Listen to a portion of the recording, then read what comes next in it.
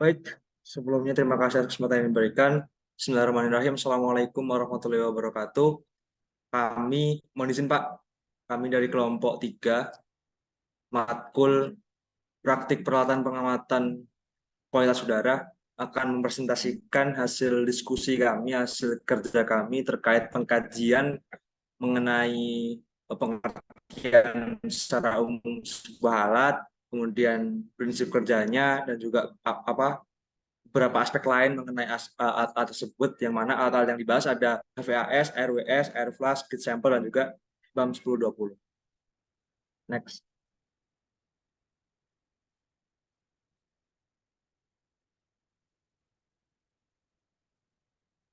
Baik, sebelumnya izin memperkenalkan anggota kelompok kami.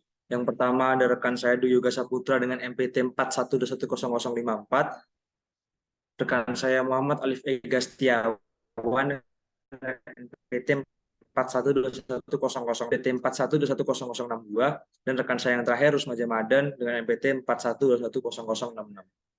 Next.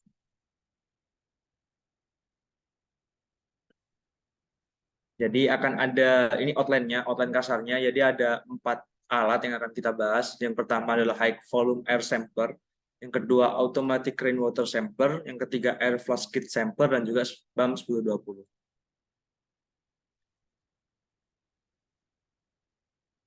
Untuk hal yang pertama yang akan kita bahas adalah high volume air sampler.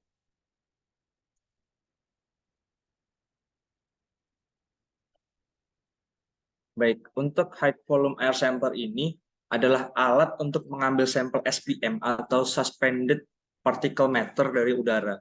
Dengan cara kerjanya yaitu menghisap udara yang mengandung partikel melalui kertas filter dengan motor kecepatan tinggi. Yang mana mungkin teman-teman semua udah sempat melihat alat fisiknya walaupun belum bisa dioperasikan dengan baik di taman alat kemarin beberapa waktu yang lalu. Next.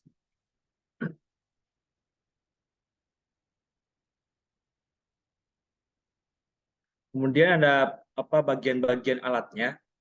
Untuk yang bagian A, yang hitam itu ada pengontrol laju aliran. Kemudian yang B itu indikator waktu. Yang C adalah pompa kontrol laju aliran. Yang D pengukur waktu digital. E plat filter. F shelter pelindung, dan G adalah perekam laju aliran udara. Jadi tiap aspek-aspek di sini sudah pasti punya kegunaannya masing-masing. Dan tadi yang jelas yang mungkin umum ya untuk teman-teman ketahui, shelter pelindung ini untuk melindungi seluruh bagian alat. Kasarnya kayak kalau kita punya paru-paru, jantung, dan segala macamnya, kita punya tulang rusuk untuk melindungi organ itu. Next. Kita masuk ke poin selanjutnya, yaitu prinsip kerja dari high volume air sampler. High volume air sampler ini memiliki prinsip atau cara kerja, yaitu udara yang memiliki kandungan partikel debu dapat dihisap dan mengalir ke dalam kertas filter dengan menggunakan motor dengan putaran kecepatan yang tinggi.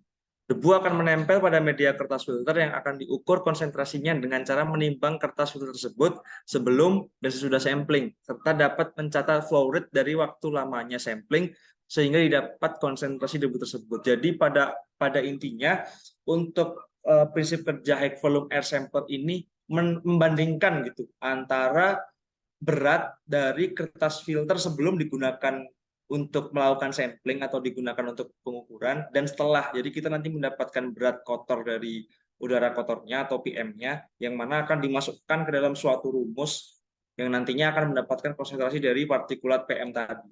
Next. Kemudian ada maintenance dari alat high volume air sampler ini.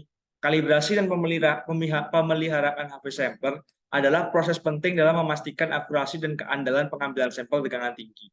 Berikut adalah langkah-langkahnya untuk melakukan kalibrasi pemeliharaan HV sampler. Yang pertama adalah mempersiapkan alat-alat dan peralatan yang diperlukan untuk kalibrasi dan pemeliharaan HV sampler seperti multimeter, generator tegangan, dan juga kabel penghubung.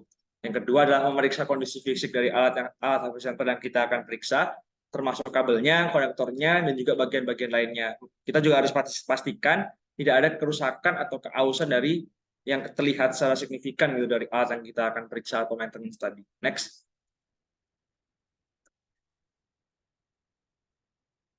Kemudian kalibrasi HV sampler ini menggunakan generator tegangan untuk membandingkan nilai tegangan yang diukur oleh HV sampler dengan nilai yang sebenarnya. memastikan hasil kalibrasi sesuai dengan standar yang diterapkan. Nah, kemudian melakukan pengujian fungsional HP sampler untuk memastikan bahwa semua fitur dan fungsi bekerja dengan benar. Ini termasuk pengambilan sampel tegangan tinggi pada berbagai level tegangan. Kemudian yang kelima, pastikan bahwa semua data kalibrasi dan pengujian disimpan dengan baik untuk referensi di masa depan. Jadi untuk membanding. Next. Yang keenam, melakukan pemeliharaan rutin pada HV sampler, termasuk pembersihan dan inspeksi berkala. Memastikan juga bahwasanya semua komponen diganti jika diperlukan. Karena apabila tidak diganti, akan mengurangi efisiensi dan keefektifan alat yang digunakan gitu ketika beroperasi. Kemudian yang ketujuh, lakukan penggantian baterai secara teratur untuk memastikan keandalan operasi HV sampler. Next. Baik, itu saja mungkin dari alat high volume air sampler. Kemudian akan dilanjutkan automatic rainwater sampler yang akan dilanjutkan oleh rekan saya, Usmaja. Untuk rekan yang bertugas, dipersilakan.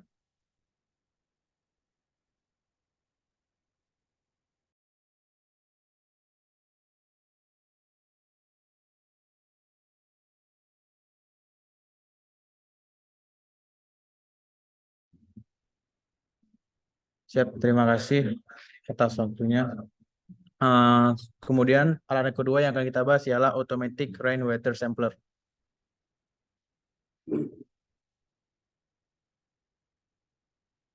Jadi automatic rainwater sampler atau disingkat dengan ARWS adalah alat otomatis yang digunakan untuk mengambil sampel air hujan secara teratur dan akurat.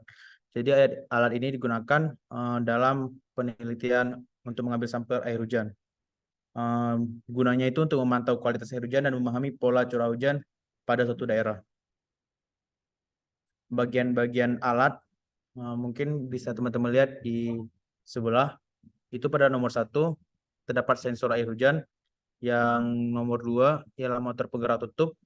3 penutup ember. 4 ember penutup. 5 meja aluminium. 6 kabel power. Dan 7 tampilan indikator mesin. Untuk gambar 7 bisa dilihat di bawah. Selanjutnya, prinsip kerja dari alat ARWS ialah bila ada air hujan 0,2 mm jatuh ke sensor tipping bucket, secara otomatis mengirim sinyal dari sensor ke sistem penghitung data logger yang secara bersamaan mengirim perintah dari motor ke tutup ARWS untuk membuka. Motor akan menggerakkan tutup sehingga air hujan akan masuk ke botol penampung. Setelah 10 menit hujan berhenti, tutup ARWS menutup. Resolusi data yang diperoleh dari alat ini adalah curah hujan per menit. Motor penggerak pada instrumen di atas tentu saja memerlukan catu daya listrik pada tegangan tertentu. Dengan demikian, aliran listrik harus selalu menyala supaya jika air hujan jatuh dapat tertampung pada instrumen sampler tersebut. Untuk menjaga kinerja ARWS, pemeliharaan dan kalibrasi tentu sangat diperlukan. Berikut ada beberapa tips untuk memelihara dan mengkalibrasi ARWS. Yang pertama itu memeriksa secara berkala kondisi fisik ARWS, termasuk tangki pengumpul air hujan, pompa air, sensor level air, dan sistem pengendali otomatis. Kita harus memastikan tidak ada kerusakan pada komponen-komponen tersebut. Kemudian, bersihkan ARWS secara berkala dengan menggunakan bahan pembersih yang sesuai. Lalu kita harus memastikan tidak ada kotoran atau zat-zat lain yang menempel pada bagian-bagian ARWS. Selanjutnya, kita melakukan kalibrasi sensor level air secara rutin untuk memastikan akurasi pengukuran. Kalibrasi dapat dilakukan dengan menggunakan larutan standar dengan konsentrasi yang diketahui.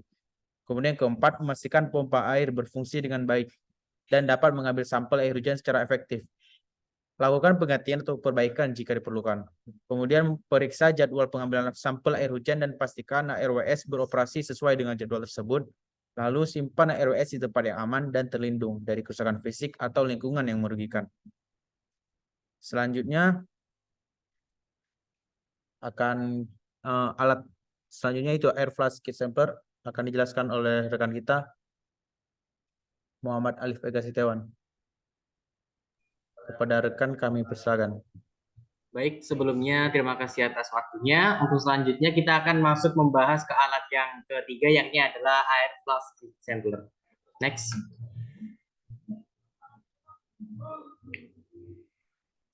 Ya, air flash kit sampler.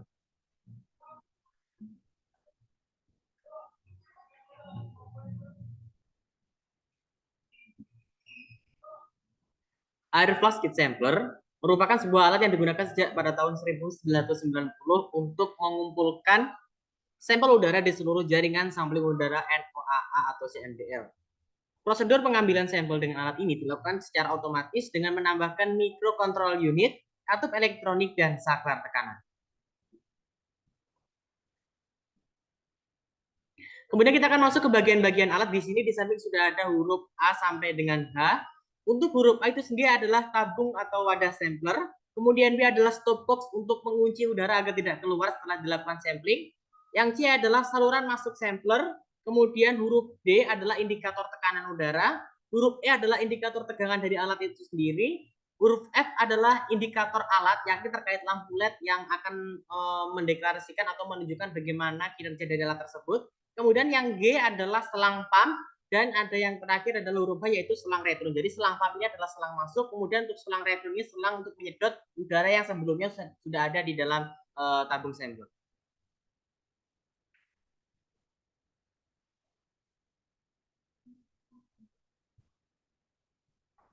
Baik, kemudian kita akan masuk ke prinsip kerja dari air flash kit sampler. Prinsip kerja dari alat ini dalam mengumpulkan sampel adalah bahwa pengumpul sampel cukup menyalakan daya dan menekan tombol mode sampler. Air flash kit sampler akan mendinginkan dan membilas kondensor, membilas lampu dengan udara kering, lalu memberikan tekanan pada sampel. Satu set dioda pemancar cahaya atau LED menunjukkan status PSU selama dan setelah pengambilan sampel. Otomatisasi yang meningkatkan akan membuat pengumpulan sampel lebih mudah dan lebih dapat diandalkan.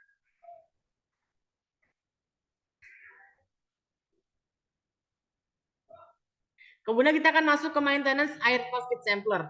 Perawatan dan kalibrasi dari air flash kit sampler dilakukan agar sampel udara yang dihasilkan benar-benar sampel udara yang sebenarnya.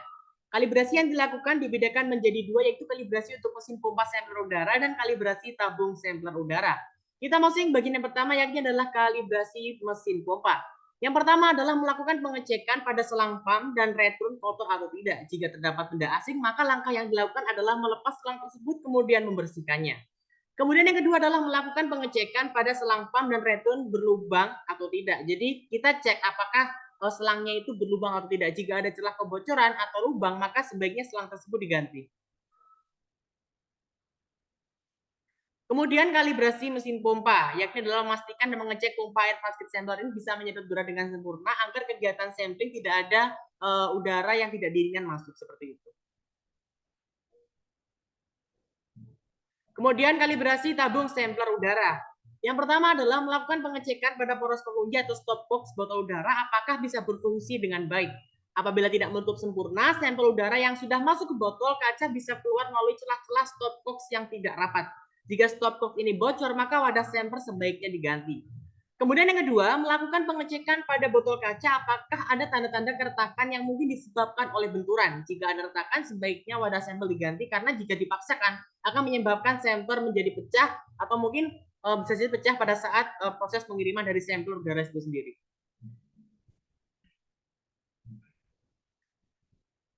Kemudian kita akan lanjut ke alat yang terakhir, yakni adalah BAM 1020 yang akan dijelaskan oleh rekan Bioga. Kepada rekan Bioga, waktu dan layar kami persilahkan.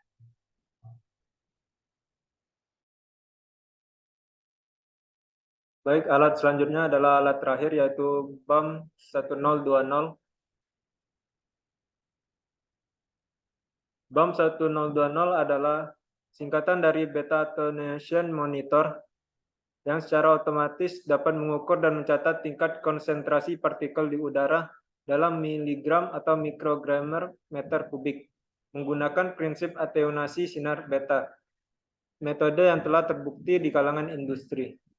Berikut merupakan bagian-bagian pada alat BAM 1020. Yang pertama ada saluran masuk sampel, kedua ada tabel pemanas, 3 pemancar sinar beta, 4 counter, 5 pita filter, 6 mikroprosesor data evaluasi, 7 pita penyaring, 8 pengontrol aliran massa, dan terakhir 9 pompa vakum. Adapun prinsip kerja dari BAM 1020 adalah pada saat awal sampel, sistem memancarkan sinar beta ke filter tape yang masih bersih. Sinar beta tersebut dideteksi dan dihitung oleh detektor sebagai pembacaan nilai 0. Kemudian BAM 1020 memajukan filter tape ke nozzle, di mana pompa akan menarik udara dari luar dan titik debu diarahkan ke filter tape. Titik debu yang tercatat melalui filter tape ditempatkan kembali di antara sinyal beta dan detektor sehingga menyebabkan adanya redaman sinyal sinar beta yang digunakan untuk menentukan massa partikel pada filter. Massa partikel digunakan untuk menghitung konsentrasi volumetrik partikel di udara ambien.